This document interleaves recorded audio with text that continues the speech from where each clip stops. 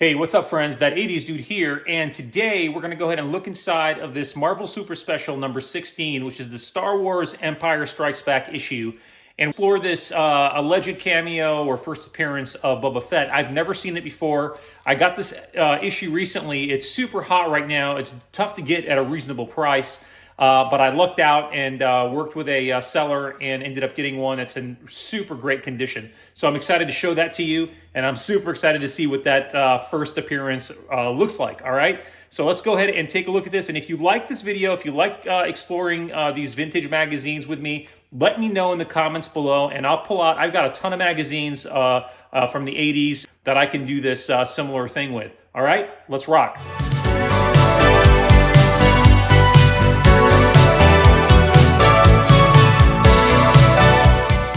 All right, so if you've seen The Empire Strikes Back, obviously you have seen Boba Fett's appearance in that film. So this is the adaptation of that of the film itself. So obviously, if you've seen the movie, you already know what's going to happen.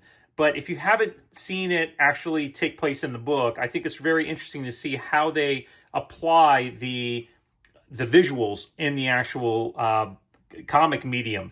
So I think it's very cool to kind of flip through this and check it out. So this is my first time looking through this book, so we're going to go ahead and do this together. And again, here's the cover, which I think is very, very attractive. And on the back cover, we've got this beautiful illustration of the AT-ATs. Take a look at those. Just beautiful artwork. Let me go ahead and try to zoom in here, get a little closer. This is just phenomenal. I mean, you could literally frame this thing and on your wall, and it's really beautiful. And when we open this up, let's take a look at the inside. There's a beautiful black and white illustration here. I'll go ahead and just sort of zoom into that. Take a look at that. That's just beautiful. And then here on the side, we've got the actual credits. And here you can see it says Mark Hamill, Harrison Ford, Carrie Fisher, Billy D. Williams, Anthony Daniels. And you've got co-starring David Prowse, Kenny Baker, and Peter Mayhew there. And you've got Frank Oz there as Yoda. So, and then you've got all these other direction credits here. Irvin Kershner, who directed the film. Let's go ahead and flip through. And you've got the little scroll there. After the destruction of its most feared battle station, the Empire has declared martial law throughout the galaxy. 1,000 worlds have felt the oppressive hand of the Emperor as he attempts to crush the growing rebellion. As the imperial grip of tyranny tightens, Princess Leia and the small band of freedom fighters search for a more secure base of operations. And this is the beginning there, the scene of Hoth. So here we have the initial scene there. You got Luke, there's Princess Leia, there's Han, and this is almost scene for scene the actual film itself. Take a look at that. Remember when Luke's hanging upside down in the cavern there, and so let's take a look at here. There's C-3PO and R2-D2, and let's keep flipping through this. Really, the main idea is I just want to see how they apply the visuals of Boba Fett, because this book has just been so hot lately, and really it's been getting very difficult to purchase. So as just an adaptation, I want to see what this is all about. Is it just hype because this is his first film adaptation or his first appearance in comic books based on the film adaptation? So let's go ahead and flip this. You can tell this is a very thick magazine. So they've put a lot of work into this. Take a look at how thick this magazine is. But let's go ahead and get to, there's Yoda, and there's when Luke crash lands there. And let's go ahead and take a look at that. To be a Jedi, there's the his ship sinking into the sludge. There's the Millennium Falcon. Oh, and there's Han and Leia kiss. And as this particular scoundrel moves closer, Princess Leia Organa finds it difficult to argue the point, and swiftly, ... the time for arguing is long past. Very cool scene. Yeah, this is basically, the film here, just absolutely adapted. Take a look at this. This is very cool. This is the thing about watching the film and then seeing it adapted into a different medium. It's just really cool to see the visuals. Here's that montage of him learning in the training montage, and you've got it all pretty much put together in like a single scene here. And as time passes, Luke does that and more, much more, pushed by the unyielding little Jedi Master to concentrate, to open himself to the Force. The young man from Tatooine begins to grow and was in ways he never dreamed possible. So that's really cool to see. And here we go. This is the first appearance of Boba Fett in comics. And there he is right over here. And there he is right behind Darth Vader. I think you can tell that he was going to be a big deal just from these panels here. And I'll sort of bring this closer so you can see it. So let's read this. It says, he's already making arrangements with the rabble, with that rabble on the bridge. There will be a substantial reward for the one who finds the Millennium Falcon. You and your band are highly regarded in your particular trade.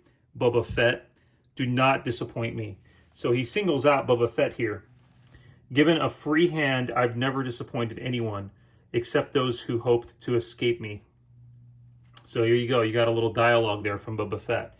You are free to use any method necessary, but I want proof. No disintegrations. Understood. Now about the reward. Just how substantial will it... But the clatter of footsteps interrupts the cold-voiced mercenary and makes Darth Vader whirl. My lord, we have them. And this is what's interesting. I don't know if you've been watching the Boba Fett series on Disney Plus, but the way Boba Fett is described in the comics, as well as in the original films, is that he is cold-hearted. He's relentless and really unmerciful. So for him to have changed so much in the recent series, it's almost like it's uncharacteristic of him, in my opinion. So I'm just going to give you, this is my opinion, but I feel like the series is doing like a lot of what Hollywood does today. Is it takes a character that we've all grown up learning a lot about, and we feel like we know that character, and then suddenly that character has changed, and they're trying to make him an anti-hero. And this is what they do with everything. Like if you think about Venom, for example, that's a really, really great character example, is that Venom is a bad guy, and he's turned into a good guy in the films. And so to me, it's a little bit bothersome, but again, this is my opinion, and I'm entitled to my opinion, right? But let me know if you agree, if you feel like the Boba Fett that we actually watch in the films and the Boba Fett we see right here, and it describes him as, right here it says, the cold-voiced mercenary, and and just his characteristics are opposite of what we're seeing today in the television series, or in the Disney Plus series. So here we go as we flip through the book. You've got, this is a beautiful scene. Take a look at this. The Millennium Falcon out at the in Cloud City. So we're going to see Billy D. Williams here. There he is. Bam. There's Lando. And this is cool. It says that he says, "You son of a gun, you really had me going for a second. That still leaves you a couple of bluffs ahead, Ace. Come on, introduce me to your friends." And here we go. All right, so there's a scene that I want to get to here that I'm really excited to see how they adapt it to the comic or to this magazine, is when Princess Leia says, "I love you," and Han responds back and says, "I know." So let's see what that looks like here and how that's adapted. So that should be interesting. Here we go. And there's Boba Fett again. And then there's Chewie getting upset. Yeah, I know, I feel the same way. And then here it is. Here's that scene. And there's Princess Leia saying, Han, oh Han, I love you. I couldn't tell you before, but it's true. And then he responds and he says, "Just remember that, Leia dash dash, because I'll be back." But this is in the movie. It's just done so well. I love it in the film. Obviously, Leia says, "I love you," and then he says, "I know." That is an absolute classic scene, and kind of a disappointment to see here. But sometimes the actual magazine or the comic does it better, and sometimes it doesn't. And here it didn't do it as well as in the film, right? So here we go. So let's go ahead and flip through here and see what else we see. There's Lando there, and there's Han and Carbonite. So we kind of fast forward, and there's Boba Fett again. So he's in here quite a bit actually, and this is really cool to see. And there's Luke and Darth Vader, and then obviously probably the most quintessential classic scene in history. So let's see how that's handled. Okay, so he says he faces Darth Vader in death. "There is no escape, Luke. Don't make me slay you. Join me. Together we will be more powerful than the Emperor. It was meant to be. There are many things Obi-Wan has kept from you, such as what happened to your father." And here it says, turning off his laser blade. His laser blade. That's so funny. The Lord of Sith extends his hand. "Ben told me enough. He told me you killed my father." "No, Luke. I am your father." Okay, so they got that right there. He says, No, not that can't be. It's impossible." "Search your feelings, youngster. You know it to be true." No, youngster. I just love the use of that.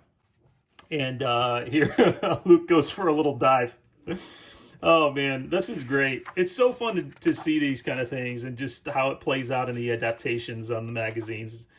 Anyway, so here it is, and they're wrapping up here, and they've got there's Darth again in this beautiful illustration. This is really fun. It's worth the pickup, I think, just to have in your collection. If you can get it for a reasonable cost. Like I said, it's a very hot book right now. I think if you wait for maybe after things cool off with the Disney Plus series, you'll be able to get this book for fairly reasonable cost. Anyway, I hope you enjoyed this video, this peek inside this Marvel Super Special magazine, Star Wars Empire Strikes Back adaptation. If you did, please make sure that you like this video. It really helps me out a lot. And make sure that you follow. If you're not following already, I'm going to be doing more of these. I hope if you guys let me know in the comments. And I'll see you guys again in a couple days. All right. Stay rad.